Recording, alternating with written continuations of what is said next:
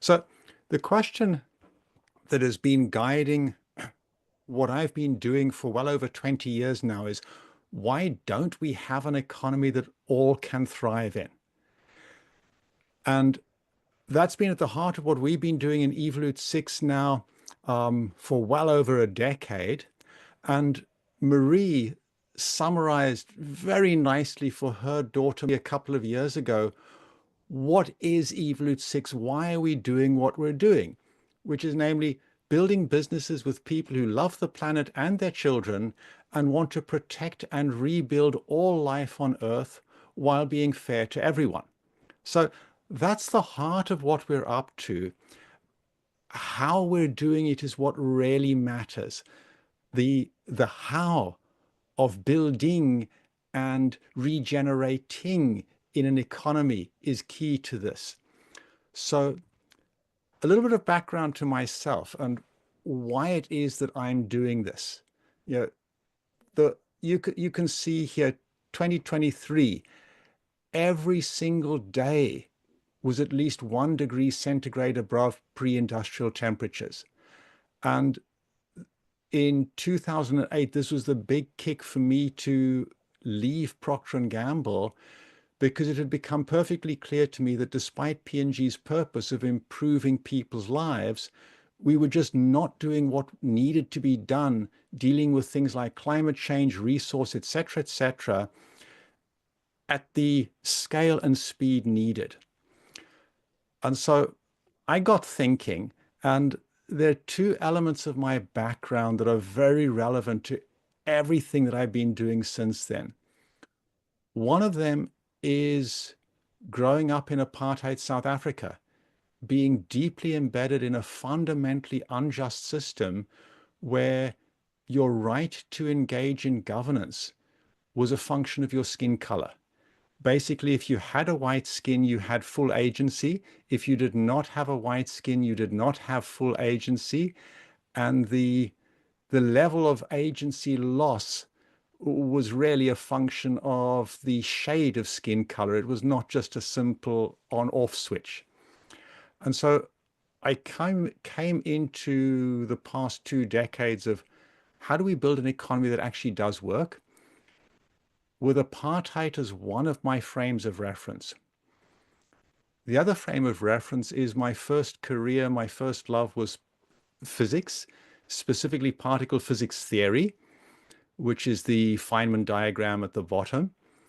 And again, that's given me a couple of lenses, and in particular, one of the lenses is the necessity of using the right equations to describe the statistics of the world that we're in, and understanding that if you use the wrong equations, you're not actually describing the world we live in, you're describing a fantasy world, and then you shouldn't be surprised if the way you're trying to navigate based on statistics and so on leads you astray.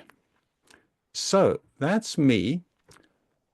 At the heart of everything we're doing in Evolute 6, as I said, is centered around the how. And we look at the how across these 6 strata, and the recognition that we need to have a how in each of the strata that is fit for purpose and is coherent across all of the strata. Anything that deviates from what is a fit for purpose and coherent how is, no matter how well intentioned it's being done, is likely to end up as regen washing. And this is something I'm noticing emerging more and more over the past couple of years. Well-intentioned people who are doing their very best to contribute to a regenerative economy, but still using the hows, the materials, the mechanisms, the techniques of the degenerative economy. So what does that look like?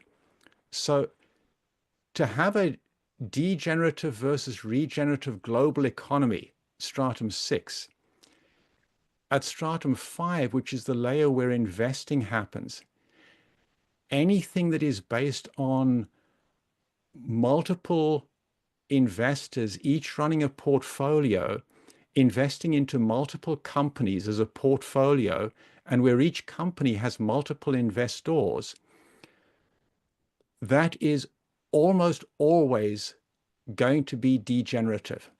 So a clear signal that you're heading towards regen washing is if it's a portfolio that claims it's regenerative.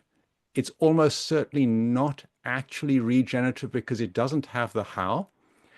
And what I'll come into a little bit in a moment, portfolios make the statistical error of not recognizing the true nature of reality. In other words, they're fully exposed to what we term the losses of non-ergodic statistics, whereas actually to make something regenerative, investing needs to happen in ecosystems that can make the statistics ergodic. Now, probably nobody in here has heard that apart from people who've heard me speak before, who have read my book. Don't get hung up on that. That we will unpack in a separate occasion. Stratum 4 is the level of incorporation. Whenever you hear the word ownership in connection with a company, it lacks the fundamental foundation needed to be regenerative or part of a regenerative ecosystem. As Tanuja has stressed, life equals regenerative equals agency. And so we have to incorporate as an agentic company, truly recognizing what is actually written in law, which is that the company is a legal person and has the rights and powers of any other legal person, whether that is a human legal person, a country as a legal person, or whatever. Companies are not owned, they are persons. And this myth that a company is owned is one of the biggest drivers of having a needlessly degenerative economy. Stratum 3, if it's a near static structure, won't be regenerative. It needs to be agentic and fluid. Stratum 2, interpersonal interactions. If we design companies as a clockwork of people, it won't be regenerative. The interpersonal needs to be agentic and developmental. And the foundation, the interpersonal, in a degenerative economy, people's inner lives and inner development are viewed as a distraction, something to manage away. Actually, that's where we need full agency, because that's the source of meaning. So to make it a little bit more clear, and then I'll wrap up. So we have to incorporate for agency. Ownership is a key root cause. And for well over a decade now, heading towards 15 years, we've been incorporating around the world agentic companies. We've also called it Fair Shares Commons companies, developed together with Rory Ridley Duff at the University of Sheffield, which include all capitals of stakeholders. Stewardship is embedded in there. Everyone has governance rights, including nature and future generations. It's explicitly not ownable. It's explicitly a free being because it's a commons, and all capitals share in wealth surplus. And this is an ongoing status. An agentic corporation is designed to change and evolve over time to maintain its relationality with all of the other companies around it, to come into an ecosystem of companies.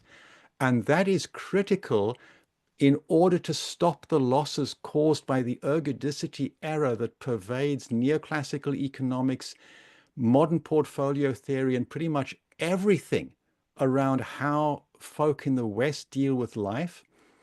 And you can see the difference. This is, and I'll dive into this in more detail in June, illustrates the difference between exactly the same companies, either invested in as an ergodic ecosystem, the solid lines, or invested in as 4 different portfolios, the dashed lines. And you can see just how much more money is available to use for regenerative outcomes at a fixed ROI. And so this is the way we can deliver regeneration across all of the capitals without favoring any of the capitals, including financial.